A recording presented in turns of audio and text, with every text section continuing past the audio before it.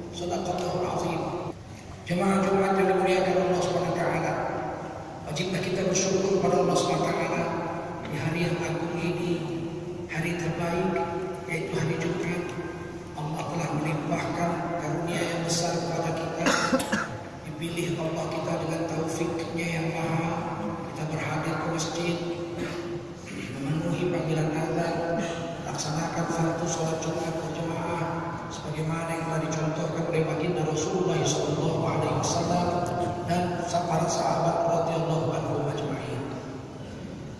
Sepakat kaum muslimin mengatakan bahwa sholat Jumat fardu bagi laki-laki sehat dan tidak musafir, merdeka.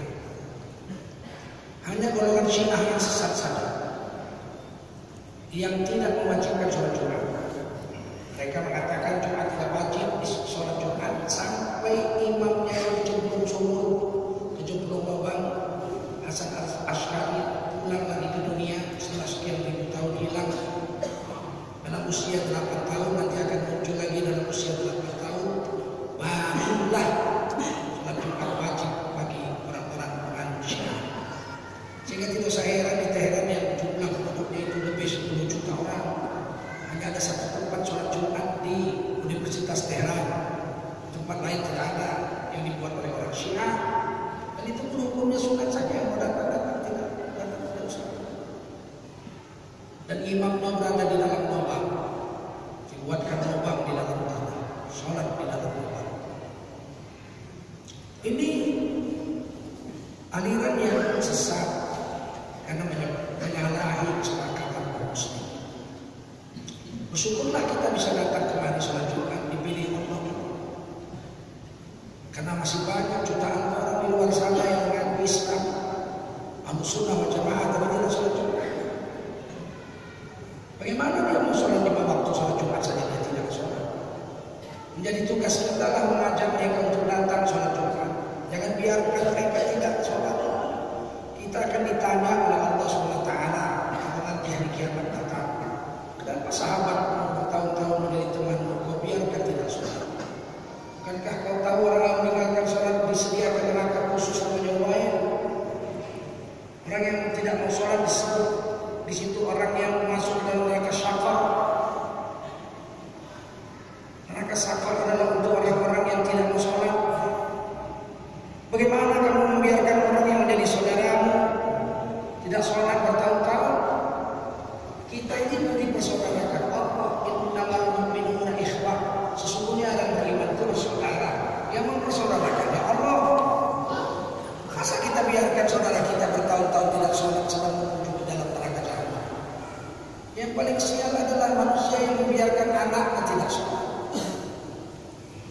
Kata Nabi, as-salatu imaduddin, sholat itu tiang agama. Wa man aqamaha faqad aqamaddin, siapa menegakkan sholat dia telah menegakkan agama. Wa man tarakaha faqad hadamaddin, siapa meninggalkan sholat dia sedang menghancurkan agama, telah menghancurkan agama. Faqad hadamaddin, telah menghancurkan agama. Bagaimana hari ini anak kita bertahun-tahun tinggal di bawah atap rumah kita, di sebelah dinding kamar tidur kita, bertahun-tahun meninggalkan sholat yang dibilang Nabi penghancur agama. Kita beri makan, kita beri pakaian, kita beri kendaraan, di sekolah akan tinggi-tinggi, penghancur agama. Kalau datang orang ke masjid ini bawa martil 5 kilo, dipukuli dan dinding-dinding masjid ini pecah-pecah, pasti kita tangkap dia.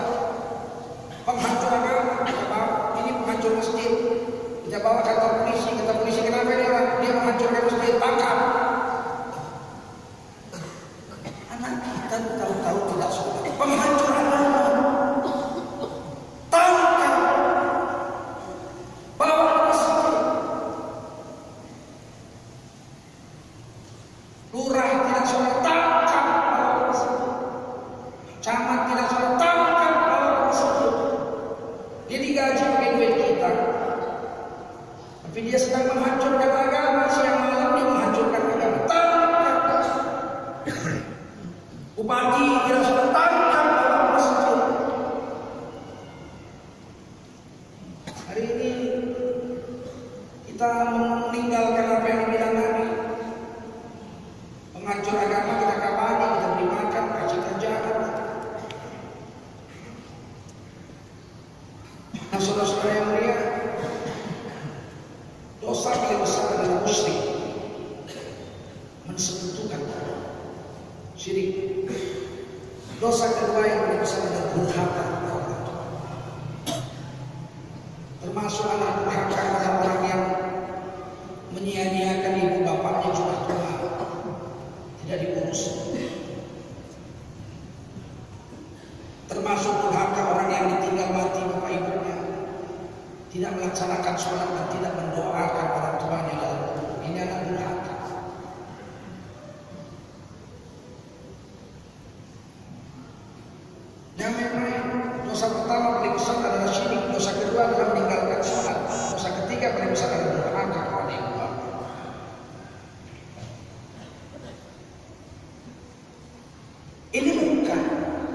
dibiarkan oleh orang biasa.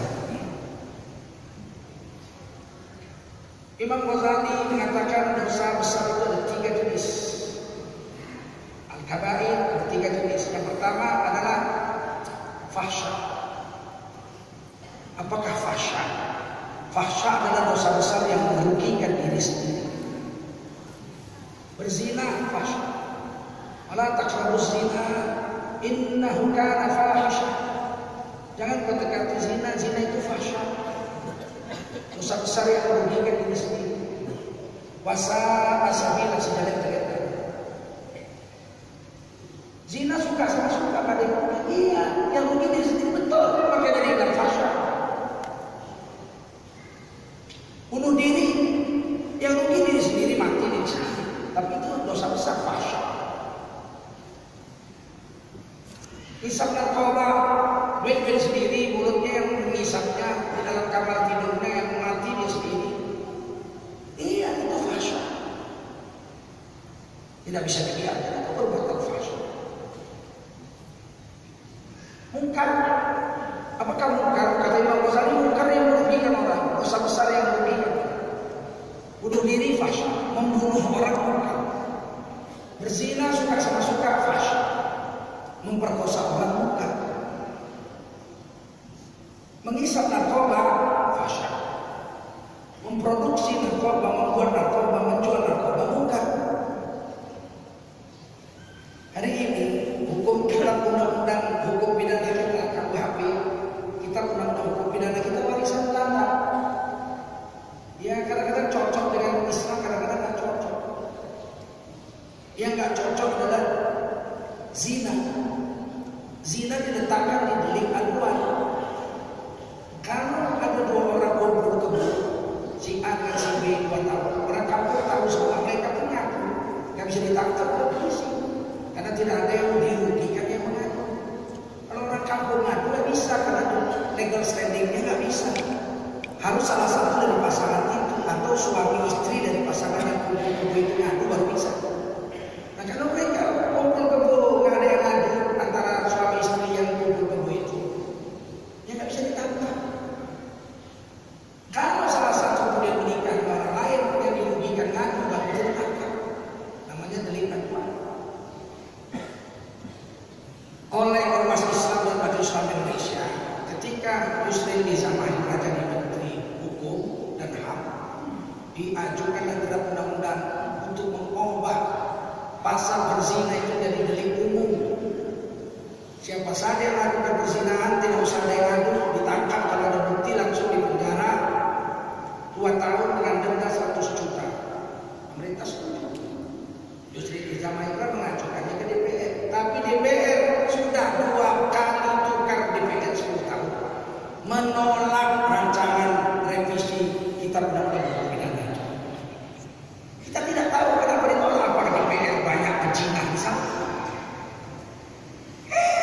Kita menyelamatkan bangsa Indonesia yang 88,7% Islam dari bahaya zina, kok DPR-nya yang duduk di sana menolak. Selidik punya selidik, ternyata 40% hampir anggota DPR RI bukan orang Islam. Padahal orang Islam di Indonesia 88,9%, 88,7%. Tapi anggota DPR RI-nya 40% bukan orang Islam. Patut sudah 80% bukan orang Islam. Yang 60% orang Islam, orang-orang berjamaah, jalan yang soleh. Patut ditolak. Sekarang sedang diajukan draft undang-undang, saya baru dapat kabar hari ini, bahwa menikah siri walaupun cukup syarat hukum sah menurut agama Islam, atau berpoligami sah menurut Islam, bisa dipenjara. Ini negara sudah makin mirip negara PKB belum gini.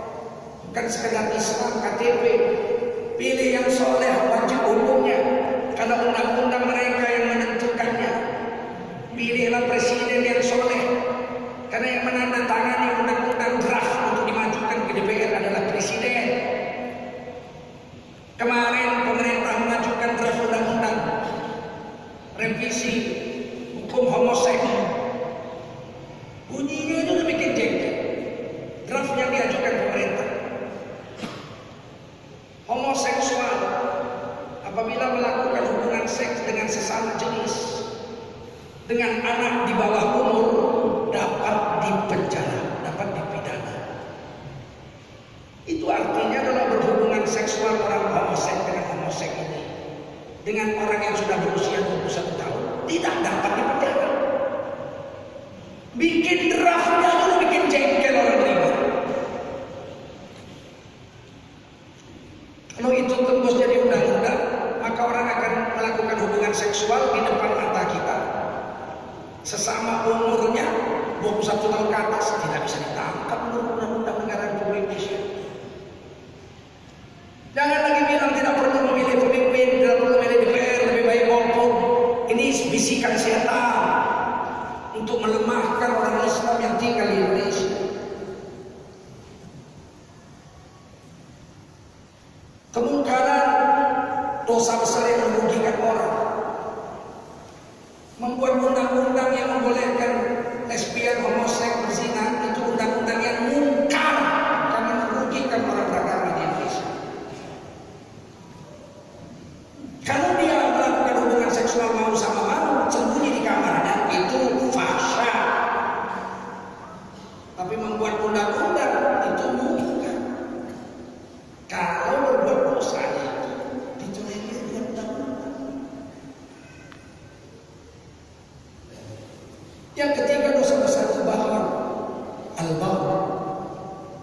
Innallaha ya'muru bil 'adli wal ihsan wa ita'i dzil qurba wa yanha 'anil fahsya'i wal munkar wal baghi. Wal baghi itu al-baghi artinya dosa besar yang menghina agama. Dosa besar yang menghinakan agama itu al-baghi. Tiga-tiga ini diwajibkan Allah untuk dicegah. Mencegahnya dengan tiga cara. Man ra'a minkum munkaran falyughayyirhu biyadihi. Kalau kamu lihat kemungkaran dengan kekuasaan, dengan tangan yang kau punya, pakailah semuanya. Yang punya kekuasaan paling besar itu presiden.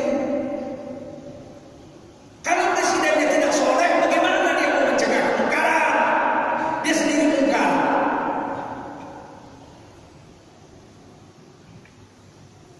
Dengan tanganmu. Haillah biasa, kalau dengan tangan nggak kuat, dengan tulisanmu menjerit dengan mulutmu. Jangan biarkan kemungkaran. Kapolri baru-baru ini berpidato, baru ketahuan, iya memang. Kenapa baru heboh sekarang? Baru ketahuan sekarang. Khutbahnya, pidatonya bulan Januari tahun 2017. Kenapa Januari 2018 baru diikuti? Karena baru ketahuan sekarang. Gitu aja kok nanya.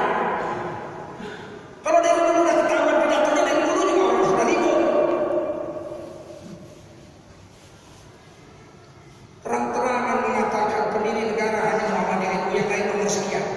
Diinstruksikan kepada polisi dari Kapolda, Kapolres sampai Kapolsek dan jajarannya semua. Hanya membantu Muhammadiyah dengan ilmu. Selain itu nomor berapa?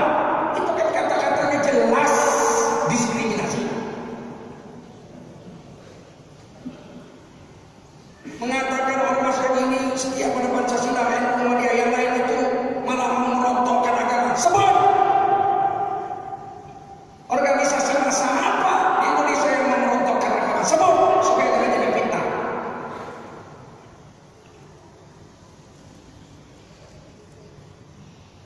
Jangan bikin fitnah.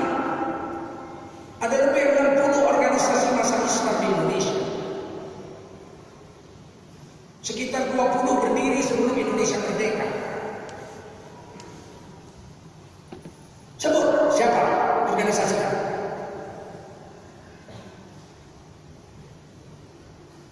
Biar kita sama-sama bunuh. NKRI ini negeri perjanjian Darul Ahdi wa Syahadah.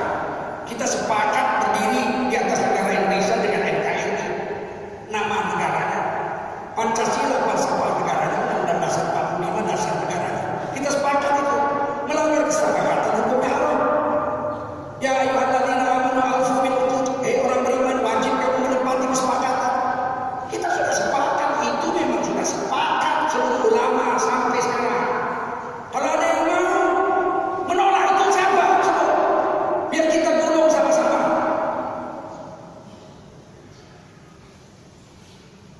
Ini selalu saya aneh-aneh. Orang Islam tidak pernah memberontak, Ahlussunnah wal Jamaah tidak pernah memberontak di Indonesia. Kalau pernah ada pemberontakan bukan melawan negara Indonesia, melawan Bung Karno. Dan itu bukan dilakukan oleh orang-orang yang menganut paham Ahlussunnah wal Jamaah. Ahlussunnah wal Jamaah bermazhab Syafi'i tidak ada yang memberontak sampai sekarang. Mari kita buka sekarang.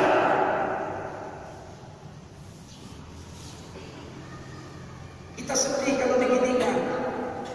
Negeri ini milik bersama. Semua kita punya hak dan kewajiban yang sama.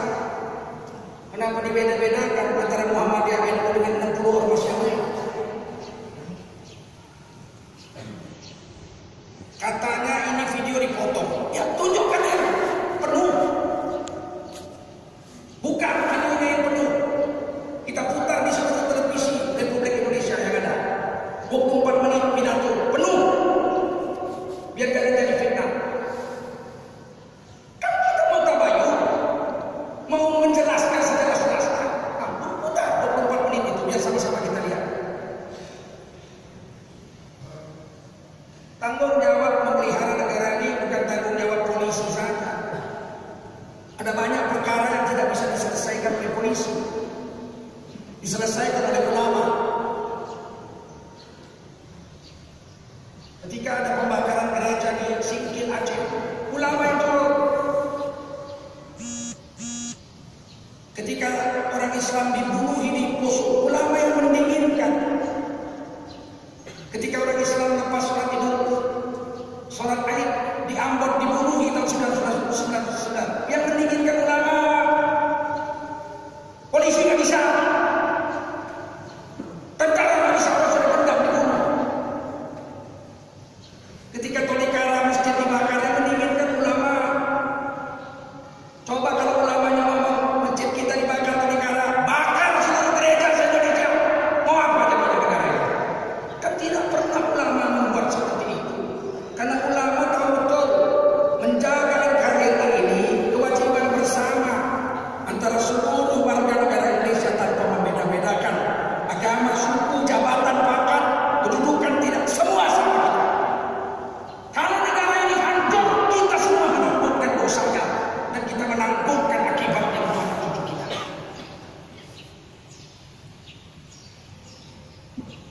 Sebelum Indonesia merdeka ada 200 kerajaan Islam di Indonesia.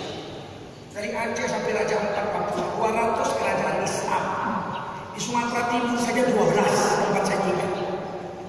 Semuanya sepakat menyerahkan kekuasaan kepada Bung Karno. Hal-hal mengenai pemindahan kekuasaan dan lain-lain diselenggarakan dengan cara sesama dan dalam tempo yang sesingkat-singkat. Tahun 1946 seluruh kerajaan Indonesia sudah bersatu di bawah NKRI. Bahkan Solo,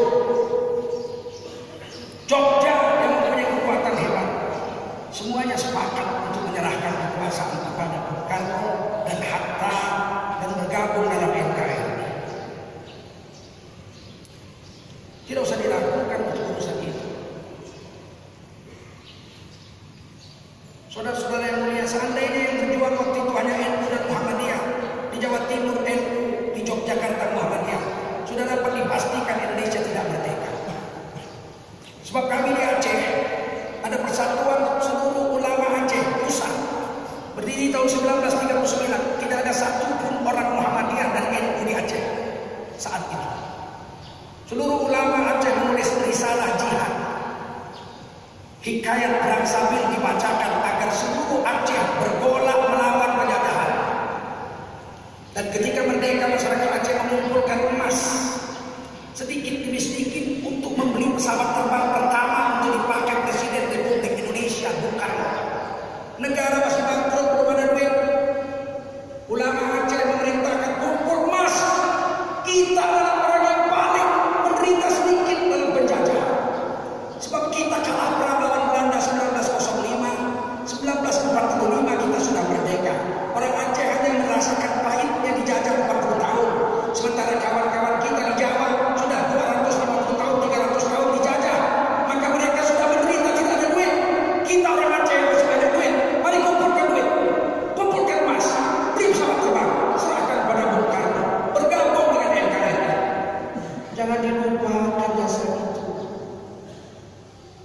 1901 para habaib, para ulama-ulama keturunan Arab nasionalis bergabung di Tanah Abang membuat satu organisasi pertama Islam yang berdiri di Indonesia, Jamiatul Khairat, berdiri tahun 1901. Mereka berjuang untuk merdeka. Bung Karno tidak berani untuk mengambil penjara, pulang kemana-mana ditolak oleh Belanda. Bung Karno diterima oleh Habib Ali Al-Habsyi, tinggal di Kuwait selama 4 bulan. Dan ketika memerdekakan Indonesia, beliau naik sepeda hotel menuju tempat diproklamasikan Indonesia dari rumah Habib Ali. Tidak usah ragu, organisasi Arab yang memerdekakan Indonesia ini Jamiatul Khairat, Al-Irsyad, Al-Khairat di Sulawesi. Ini orang-orang Arab. Malah orang-orang Cina, tidak ada organisasi keturunan Cina yang ikut memerdekakan Indonesia. Sebutkan satu organisasi keturunan Cina yang memerdekakan Indonesia, nggak ada. Sekarang malah orang Arab dicurigai, pakai jubah sorban dicurigai, jadilah Arab, jadilah Islam, jangan jadi Arab. Kok benci kali kau sama orang Arab? Saya ini anak Cina, ibu saya Cina asli, kakek nenek moyang saya Cina, paman bibi saya orang Cina. Tidak ada Islam kecuali saya dengan ibu saya. Tapi dengan jujur saya harus katakan, tidak ada organisasi keturunan Cina yang pernah bergabung untuk berjuang memerdekakan Indonesia. Itu kenyataan, bukan diskriminasi, kenyataan. Dan itu tidak membuat kita jadi benci sama Cina. Sebab setelah merdeka kita sama-sama berjuang mengisi kemerdekaan ini. Yang aneh itu kita nggak benci sama Cina, kok mereka benci sama Arab.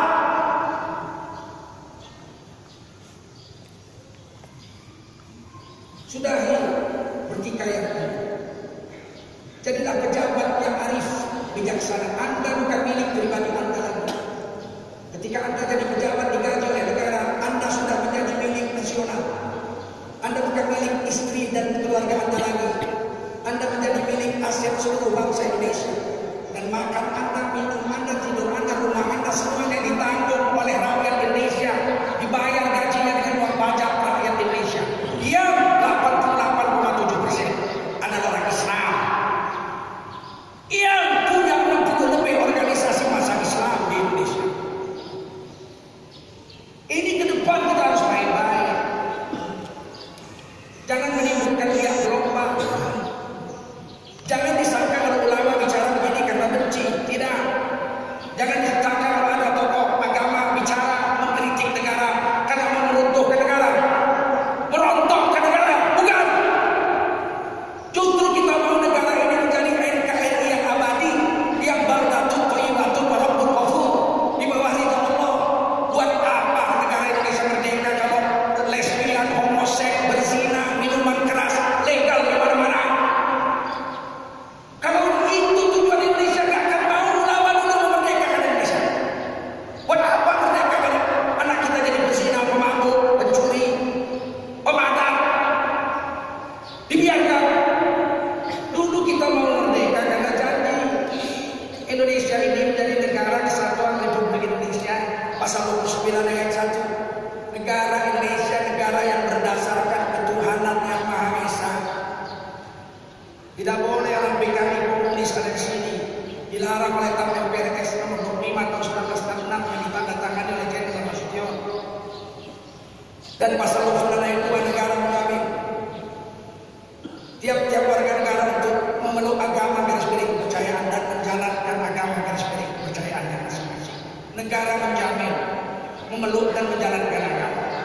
Tidak ada tertulis negara menjamin orang-orang yang mau menghancurkan agama. Tidak ada. Tidak ada tertulis negara menjamin hak asasi orang yang mau menghancurkan agama. Tidak ada. Yang ada negara menjamin hak asasi orang-orang untuk memeluk dan menjalankan agama. Itu ada. Jadi jangan berpikir terbalik susah. Kalau orang berpikir terbalik susah, itu orang gila, nggak normal. Otaknya nggak waras. Orang harus berpikir normal menurut apa yang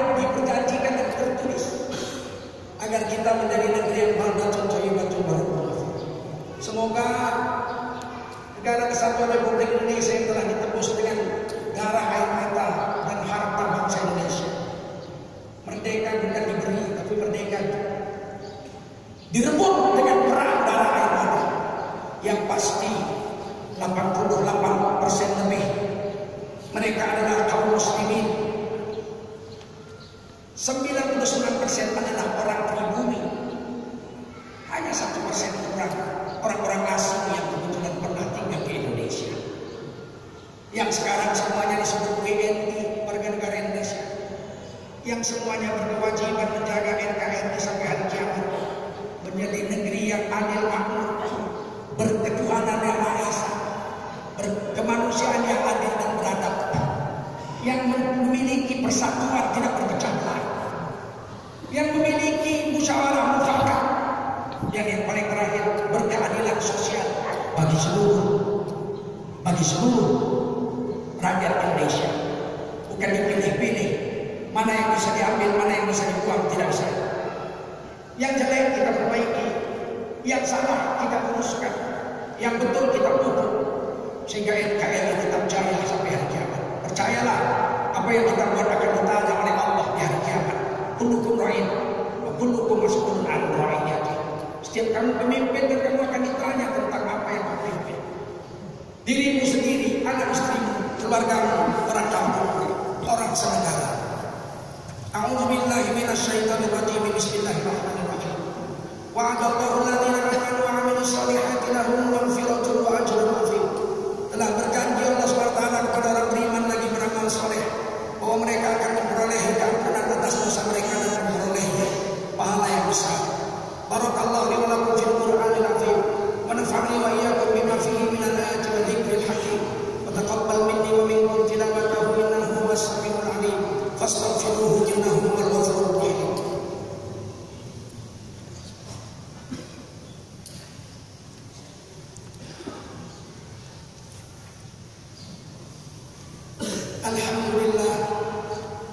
Alhamdulillahirabbil alamin alladzi khalaqal insana fi ahsani taqwim thumma radadnahu asfala safilina illa alladhina amanu wa 'amilus shalihati falahum ajrun ghairu mamnun. Asyhadu an la ilaha illallah wahdahu la syarika lah wa asyhadu anna Muhammadan 'abduhu wa rasuluhu alladzi la nabiyya ba'dahu. Allahumma shalli ala sayyidina wa habibina wa maulana Muhammadin wa ala alihi wa sahbihi ajma'in. Amma ba'du fa ya ayyuhal muslimun usikum wa iyaya bi taqwallah faqad fazal muttaqun. Qala Allah ta'ala fi kitabihil aziz, a'udzu billahi minasy syaithanir rajim. Bismillahirrahmanirrahim. Innallaha wa malaikatahu yusholluna 'alan nabi ya ayyuhalladzina amanu shallu 'alaihi wa sallimu taslima. Allahumma shalli wa sallim 'ala nabiyil karim sayyidina wa nabiyyina wa habibina wa syafi'ina wa dhukrina wa maulana Muhammadin wa 'ala alihi wa sahbihi ajma'in. Wa radiyallahu tabaraka wa ta'ala an kulli sahabati Rasulillah ajma'in wa man tabi'ahum bi ihsanin ila yaumid din. Allahumma ighfir lil muslimina wal muslimat wal mu'minina wal mu'minat al ahya'i minhum wal amwat innaka sami'un qaribun mujibud da'wat. Amin ya rahman ya qadiyal hajat. Allahumma ansur jami'al muslimina wal muslimat wal mu'minina wal mu'minat fi kulli makan, khususan fi Filastin wa Lebanon wa Suriah wa Iraq wa Yamani wa Libya wa fi Rohingya wa fi kulli alam. Fansurna 'ala qaumil kafirin waftah lana fa innaka khairul fatihin. Rabbana atina fid dunya hasanah wa fil akhirati hasanatan wa qina 'adzaban nar. Ibadallah, innallaha ya'muru bil 'adli wal ihsan wa ita'i dzil qurba wa yanha 'anil fahsya'i wal munkari wal baghi ya'idukum la'allakum tadhakkarun. Fadhkurullaha 'azim yadhkurkum washkuruhu 'ala ni'amihi yazidkum wa la dzikrullahi akbar wallahu ya'lamu ma tasna'un.